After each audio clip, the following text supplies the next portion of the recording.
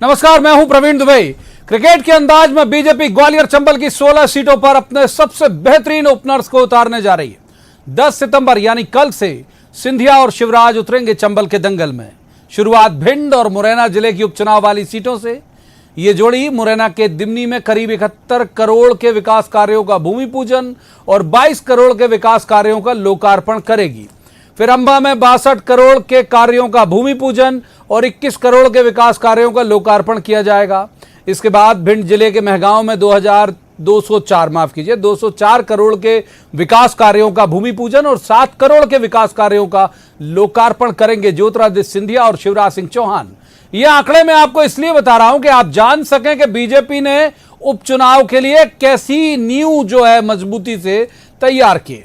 उधर PCC chief Kamal Nath का ग्वालियर दौरा आगे बढ़ जाने के बाद कांग्रेस वहां इस अंदाज में पहुंची है कि जैसे दंगल के पहले भीड़ जुटाने मुनादी की जाती। मुरैना पहुंचे पूर्व मंत्री सज्जन सिंह वर्मा का बयान सुनिए जरा। कह रहे हैं अभी तो छर्रे आए हैं। छर्रे कम लोग समझते होंगे या समझते भी होंगे शायद आप। तो कह रहे हैं कि अभी तो छर्रे आए हैं, जब कमलनाथ आएंगे तो जन सैलाब समाएगा नहीं। तो क्या इन्हीं 16 सीटों पर टिकी है सियासी दलों की साख? सियासत का सबसे बड़ा दंगल क्या यही है? ग्वालियर चंबल में शिवराज और सिंधिया की जोड़ी कौन सा जादू दिखा पाएगी या नहीं? बीजेपी की इस नई लेकिन दमदार जोड़ी के मुकाबले में कांग्रेस किसे मैदान में लाएगी? सवाल सत्ता का है और जवाब तो देना होगा। लेकिन पहले आपको दिखाते हैं एक रिपोर्ट, देखिए।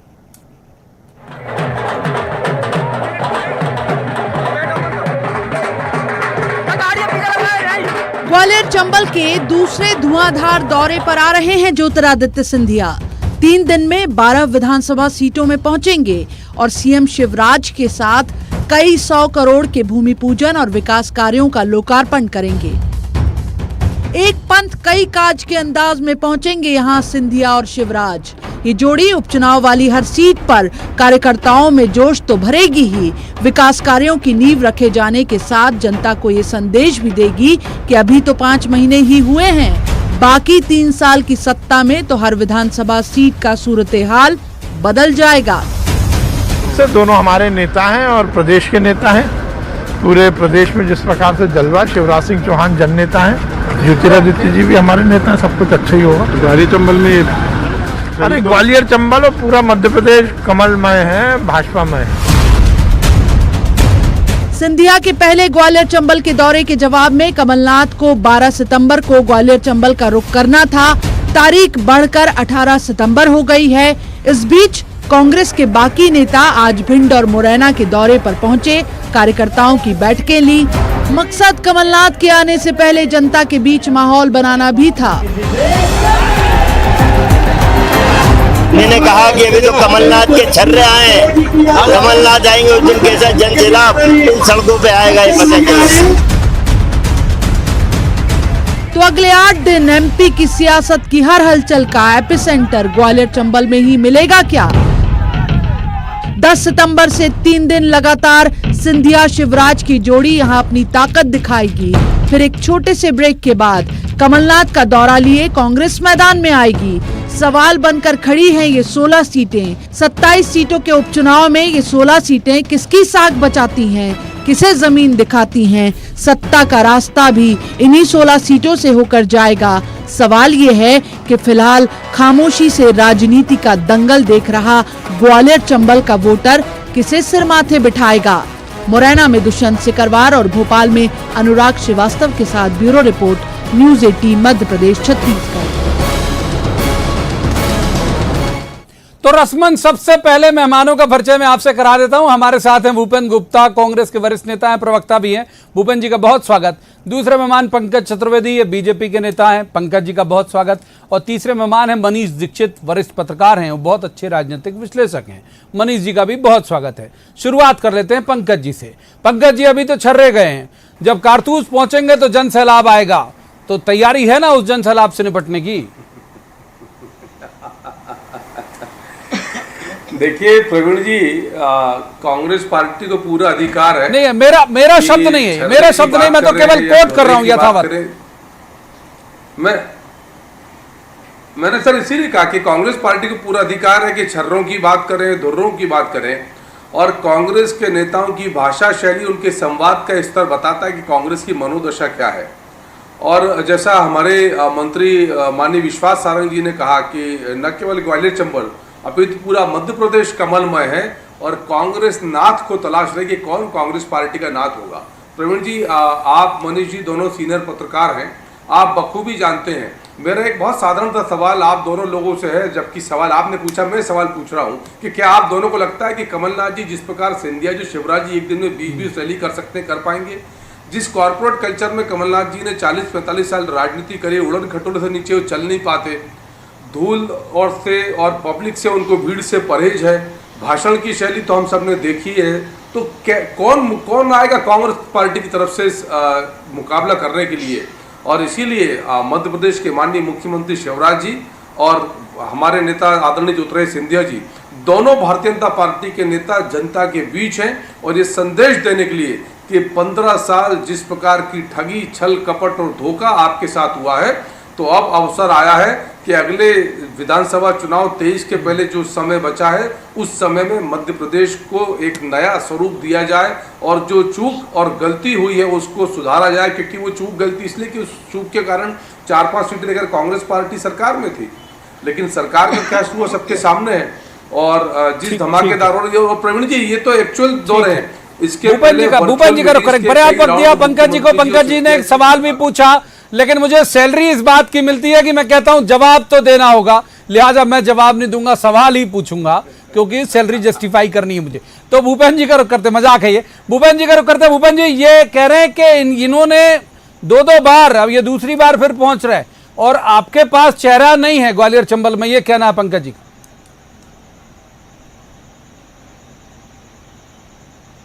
देखिए, अभी तो मैं पहले तो पंकज जी को इस बात की बधाई दे दूं कि अभी इनका जो है पूरी तरह से धर्म परिवर्तन नहीं हो पाया है, इसलिए इन्होंने 15 साल के जो है पाप और 15 साल के भ्रष्टाचार का जिक्र किया।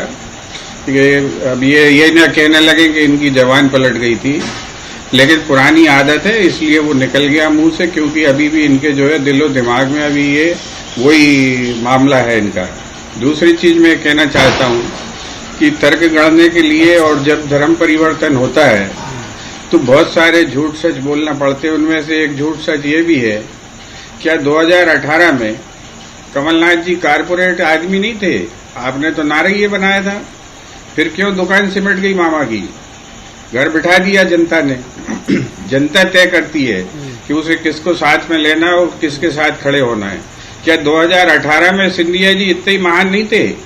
फिर क्यों 16-17 सीटें ही लेकर आ पाए? आज कांग्रेस के पास 90-95 सीटें हैं, तो ये क्या ये सिंधिया जी की मेहरबानी से है?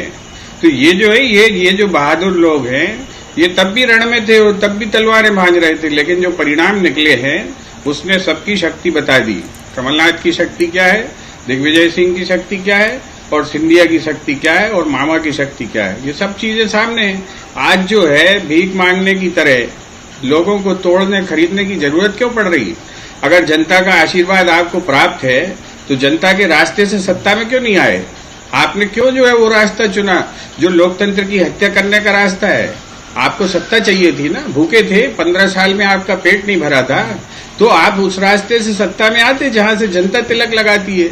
जनता के हाथ काट कर और सौदे करके और लूट खसोट करके अगर आप सत्ता में आ गए, वो बहादुरी की बातें करते हैं। कायर लोग होते हैं जो इस तरह से सत्ता हथियाते हैं, और जो है ये कायरता का प्रतीक है, और जनता इसका जवाब देगी। कायर लोग होते हैं जो ऐसी बहादुरी की बात करते हैं। तीसरे मेहमान का रुख कर लेते हैं मनीष जी का। वक्त है भूपेन जी, आऊंगा तीसरे मेहमान का रुख करते हैं मनीष जी का। मनीष जी, अगर ये इस दौरे को अभी लूंगा, पहले मनीष जी को, वैसे मैं तीसरा मेहमान बिल्कुल आइसोलेटेड हो जाता भाई।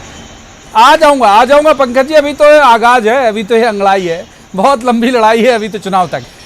मनीष जी, ये दूसरी बार जा रही है ये जोड़ी जो है ओपनर बैट्समैन की, तो ऐसे लगता है कि 2-2 बार सिलेबस पढ़ ले रहे हैं ये लोग, अभी तक कांग्रेस ने पढ़ाई शुरू नहीं की। आप कैसे विश्लेषित करते हैं इसे?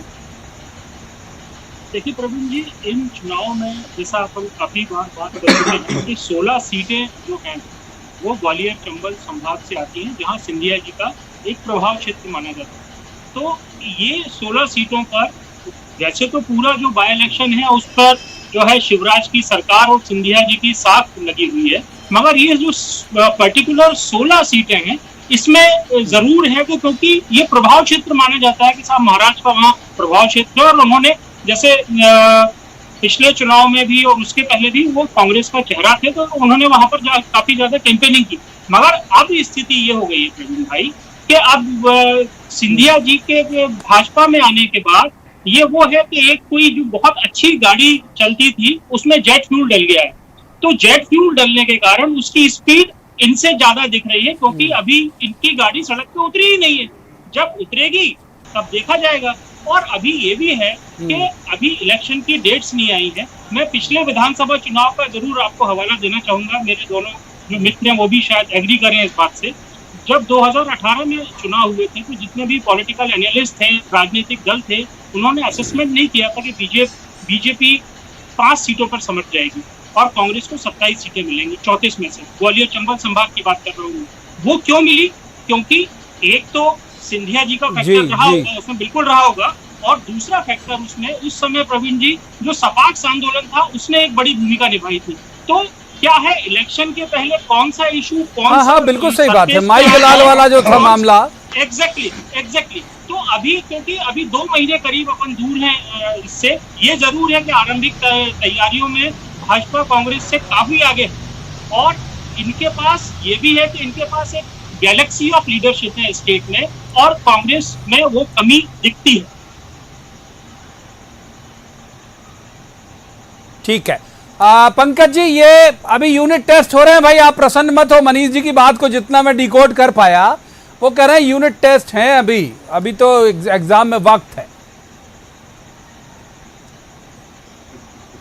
देखिए प्रवीण जी, मनीष जी ने बहुत स्पष्ट तौर पर 2 बातों को उल्लेखित किया है। पहला, उन्होंने मध्य प्रदेश में पिछले विधानसभा चुनाव में ग्वालियर चंबल संभाग में कांग्रेस पार्टी के प्रदर्शन की बात करी, जहां 2013 में कांग्रेस के पास 8 सीटें थीं, वहाँ 18 में 27 सीटें आई। और आपके पास रिकॉर्ड होंगे 2018 के विधानसभा चुनाव के कि कमलनाथ जी ने कितने दौरे ग्वालियर चंबल में किए, वो सबके सामने है, और हम सब जानते हैं ग्वालियर चंबल में और बाकी मध्य प्रदेश में किसने काम किया। सिंधिया जी के कितने दौरे थे पूरे मध्य प्रदेश के, कमलनाथ जी कितने दौरे थे। एक नाम आया था दिग्विजय सिंह जी का, है कहाँ वो? उनकी स्थिति है प्रवीण जी की पिछले 10 सालों में कांग्रेस पार्टी के उपचुनाव तक में प्रत्याशियों से आग्रह करते हैं कि उनको मत बुलाना, हम हार जाएंगे। और ये दिग्विजय सिंह ने स्वयं स्वीकार किया कि मैं कैंपेन करने नहीं जाता, इसलिए दबे पांव उन्होंने पंगत में अपने मुंह से बोला उन्होंने, कार्यक्रम शुरू किया था, पर पब्लिक मीटिंग में नहीं जाते। तो पब्लिक मीटिंग में जाते नहीं है। कमलनाथ जी अब तक उतरे नहीं मैदान में कॉर्पोरेट कल्चर के चलते। और मनीष जी ने कहा कि बीजेपी के पास गैलेक्सी ऑफ स्टार्स है और कांग्रेस में सब अस्त हुए टूटे तारे हैं। उनकी दम पर इतनी आकड़, इतना अहंकार। ये कह रहे लोकतंत्र के साथ छल हुआ, लोकतंत्र में नैतिकता का पालन हुआ। पहले कांग्रेस की विधायकी ठुकराई, जिसको इन लोगों ने 15 दिन लगाया इनके स्पीकर ने स्वीकार करने में।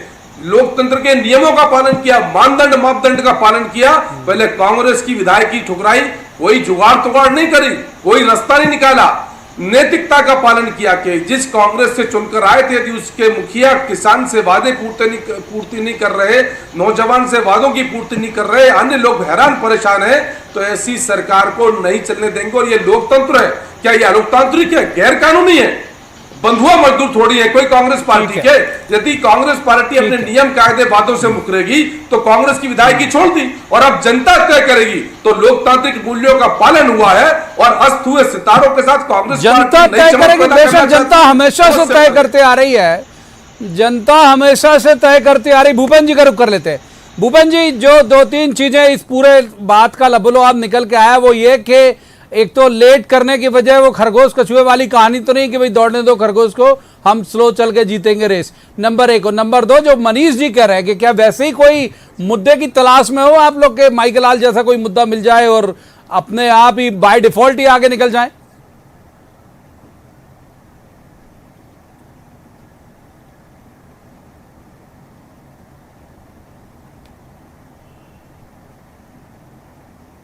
भीषण अत्याचार दलितों के ऊपर सुन पा रहे हैं आप भूपेन जी मुझे? जी, आप सुन पा रहे हैं मुझे? आवाज आ रही मेरी? जी हाँ, बोलिए। अगर इन्होंने जो है पिछले चुनाव में 2018 में दलितों के ऊपर, गरीबों के ऊपर, असहायों के ऊपर इतने अत्याचार नहीं किए होते, उनकी छातियों पर गोलियां नहीं दागी, ऊपर इतने अत्याचार नहीं किए होते, उनकी छातियों पर गोलियां नहीं दागी होती हैं, उनको जेलों में बंद करके 4-5 हजार नौजवानों को प्रताड़ित नहीं किया होता, तो ये परिणाम नहीं आते। ये गलतफहमी इस चुनाव में दूर हो जाएगी। ये जो लोगों को अपने जलवा और रुतबे का जो शौक चल रहा है कि जनतंत्र में वो रुतबा और जलवा बनाने के लिए आए हैं, और उस रुतबे और जलवे को बचाने के लिए जनता को दांव पर लगाया जा रहा है, जनता की जो है कैपेसिटी को दांव पर लगाया जा रहा है, जनता की स्वाभिमान को दांव पर लगाया जा रहा है। ये लोग पछताएंगे, जीवन भर पछताएंगे, और ये गलतफहमी दूर हो जाएगी कि कहीं किन्हीं निजी हाथों में, व्यक्तियों के हाथों में सत्ता केंद्रित हो सकती है। ये लोकतंत्र है, ये 70 साल की मैच्योर डेमोक्रेसी है, ये गुलाम नहीं है किसी महल की। ये सब चीजें सिद्ध होंगी, समय सिद्ध करेगा, इसमें कोई दूर नहीं। नाई कितने बार अभी सामने आ जाएंगे 2 महीने बाद। तो ये जो लोगों में बड़ी ये खुशफहमी भरी हुई है कि हम महान, अकबर महान बनने की कोशिशें हो रही हैं, ये सारी की सारी चीजें अभी सामने आ जाएंगी। और मैं आपसे कहता हूं कि बुंदेलखंडी की एक कहावत है, लोगों को शिक्षा लेनी चाहिए। कहानी अपना टेंट हो रहे ने दूसरे से कहे खुली हुई। इन्हें मालूम ही नहीं है कि 6 महीने में तो हुजूर आला जो है अपने ग्वालियर शहर आए, जहां से उनका सदियों से नाता है। 6 महीने लग गए उनको उस शहर में आके सलाम बजाने में। तो वो लोग जो है ये कह रहे हैं कि हम बहुत एक्टिव हैं, और कमलनाथ जी तो बिल्कुल एक्टिव नहीं है। कमलनाथ जी तो ऐसे हैं, कमलनाथ जी तो वैसे हैं। तुम क्या हो भैया, अपना गरेबान झांको और जो है दर्पण के सामने खड़े होने की कोशिश करो। कांग्रेस क्या कर रही है, क्या नहीं कर रही है, इसमें आपको चिंता करने की जरूरत क्या है। कांग्रेस अगर जो है नहीं कुछ कर रही होगी तो उसको परिणाम मिल जाएगा, और आप जो है बहुत मटक रहे हैं तो आपको परिणाम मिल जाएगा। तो ये जो मटकने वाले लोग हैं, जिन्होंने धर्म परिवर्तन किया है अभी, और ये पूरी तरह से इनका एन क्रिश्चियनाइजेशन नहीं हुआ है अभी, ये बीच बीच में 15 साल निकल आते हैं। अभी इन्होंने 15 साल को जैसे गाली बकी, वापसी की उम्मीद तो ये धोखा भी इनके साथ होता रहेगा। और मैं तो ईश्वर से कामना करूंगा नहीं, हम इनसे उम्मीद पाल के नहीं रखे, हम तो बीजेपी से उम्मीद पाल के रखें कि कम से कम इन जैसे लोगों को कुछ तो दे दो। ये बेचारे सब कुछ बेच के आए हैं, सब कुछ अपना जो है दांव पे लगा के आए हैं। अपने इनका भी अपना एक रुतबा हुआ करता था, वो रुतबा बिक गया, तो कुछ तो दे दें इनको। ये मामा पंकज जी छोटा जवाब, फिर मनीष जी के पास जाएंगे। छोटा जवाब पंकज जी, लंबा नहीं। पंकज जी जवाब पर्याप्त वक्त दिया भूपेंद्र जी, पंकज जी का जवाब लेते हैं छोटा सा। देखिए प्रवीण जी, ये आज कह रहे हैं कि कमलनाथ जी और कांग्रेस पार्टी, जो पार्टी अपना राष्ट्रीय अध्यक्ष नहीं तय कर पाए, जो पार्टी अपने राष्ट्रीय अध्यक्ष पर सवाल उठाने वालों को भारतीय जनता पार्टी का एजेंट करार दे, उनको कपिल सिब्बल जैसे लोगों को, जिन्होंने इनके नेताओं को जेल जाने से बचाया, बेल पर आजाद कराया, तो ये तो इनके पार्टी के संस्कार और चरित्र है।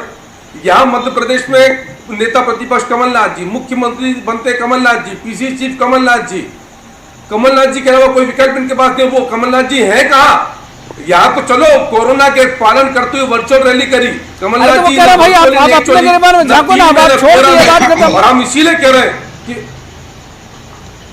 अरे प्रवीण जी, हम तो गिरेबान में जनता दिखाएगी दर्पण और चेहरा इनको। अभी तो मियां अपनी सूरत देखो आईने में यार, रस्सी जल गई पर बल नहीं सूरत देखो अंताक्षरी नहीं खेलने दूंगा दोनों को आपस में। तीसरे मेहमान मनीष जी का रुख करूंगा, मनीष जी का माफ कीजिए। अब वो पर आरोप प्रत्यारोप और वक्त ऐसे फिसलता है हाथ से रेत की तरह है। मनीष जी का रुख कर लेते हैं। मनीष जी, जनता इतना कॉमन वर्ड हो गया, जनता ही तय करेगी, जनता ही दांव पर है, जनता ही सब कुछ है। वो जनता आपको लगता है कि अभी अपना मिजाज छलकाने की स्थिति में है, मिजाज झलकाने की स्थिति में है, या फिर वो मौन है और मजे ले रही? लोकतंत्र की ड्यूटी है कि इसका जो सब दारोमदार है वो जनता के ही वोट पे रहता है, उसको जो हमारे संविधान में जो ताकत है। और ये भी सही है कि जनता सब देख के, जैसा आपने कहा, वो मजे ही ले रही है।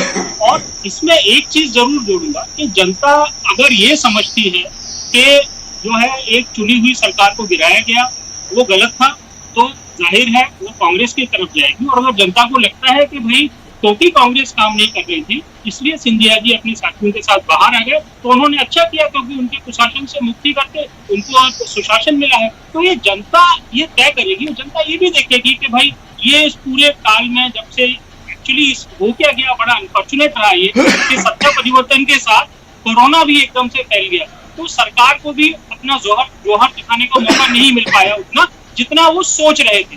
तो जनता जाहिर है सब देख रही होगी, जनता को जो सफरिंग हुई है, या मैंने जैसा पहले बोला कि अगर जनता अप्रिशिएट करती है कि ये जो डिसीजन 6 महीने पहले 7 महीने पहले मध्य प्रदेश में हुआ वो जनता के हित में है, तो जनता जाहिर है ऐसा करने वालों की तरफ जाएगी। अगर उनको लगता है कि भाई धोखा हुआ है उनके मताधिकार के साथ, तो जनता पुराने लोगों के साथ जाएगी।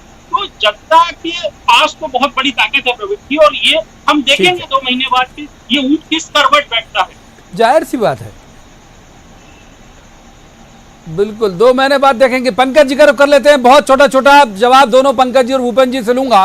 पंकज जी, ताबड़तोड़ अनाउंसमेंट, ताबड़तोड़ वहां पर बजट का की घोषणा है कि ये होगा वो होगा ये होगा, आप लगता है ये बिल्कुल ऐन वक्त में अपील करेगा वोटर को?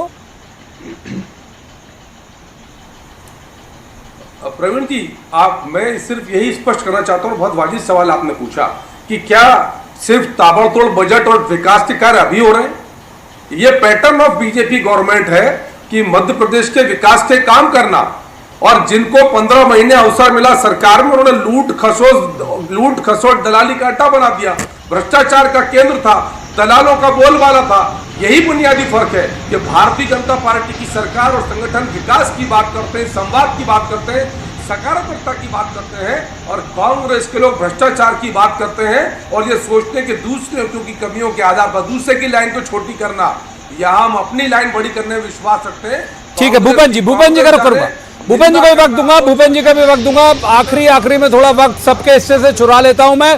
भूपेंद्र जी, विकास इनका स्वभाव है, विकास इनकी लत है, विकास इनकी आदत है, करप्शन आपके खाते में डाल रहे हैं। भूपेंद्र जी,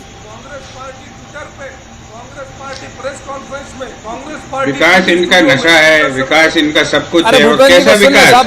20 लाख करोड़ रुपया आपको दिए गए, 20 लाख करोड़ रुपया आपको कहीं महसूस हुए? 20 पैसे आपकी जेब में आए क्या प्रवीण जी? ये मनीष जी की जेब में 20 पैसे आए क्या? 20 लाख करोड़। ये जो लुटेरे हैं, चोरों के मुंह से उपदेश, साधुपनों के उपदेश, ये जो है ये इस देश की विडंबना है कि कितने साहस और कितनी निर्लज्जता से जो है चोर जो है साधुपन के उपदेश दे रहे हैं। ये बता रहे हैं कि कौन चोर कौन डाकू। अरे तुमने पूरा 15 साल लूट के, अभी तुम्हें खुद ही कह रहे थे 15 साल की बात। तो ये जिसको लूट के खा गए पूरे प्रदेश को, कुछ छोड़ा नहीं है, वो झूठी और फर्जी घोषणाओं से वो प्रदेश को मोहित कर लोगे। कहाँ है 20 लाख करोड़? इनसे पूछिए जरा। अठन्नी आई क्या? इनके पंकज जी के जेब में आए अठन्नी क्या? आपकी जेब में आई क्या? मनीष जी की जेब में आई क्या? इस प्रदेश के, देश की, दुनिया को ये समझ में नहीं आ रहा कि 20 लाख करोड़ रुपया गए कहाँ, ये किसके लिए अनाउंस हुए थे। ये झूठ का जो है व्यापार बहुत समय से चल रहा है। बिहार के लोगों से पूछिए, 1,25,000 इतना ही वक्त जो है वो मुकर्रर था आज की इस चर्चा के लिए। तीनों मेहमानों का रसमंद बहुत शुक्रिया, बहुत धन्यवाद, आप तीनों हमारे साथ जुड़े। लेकिन ये बात तय है कि कितने बड़े बड़े शब्द और कितने नैतिकता से पगे हुए लगते हैं। जनता जो है वो हमारी जनार्दन है, जनता का स्वाभिमान दांव पर है। अब ये किसका स्वाभिमान दांव पर है, क्या हल निकलेगा, किस करवट बैठेगा ऊंट, जो मनीष जी कह रहे थे, ये बहुत जल्दी तय हो जाएगा, लगभग 2-1 महीने के अंदर। आज की इस चर्चा में इतना ही। कल किसी खास मसले पर खास पैनल के साथ बैठेंगे और कहेंगे जवाब तो देना होगा। तब तक आप देखते रहिए न्यूज़ 18 मध्य प्रदेश छत्तीसगढ़।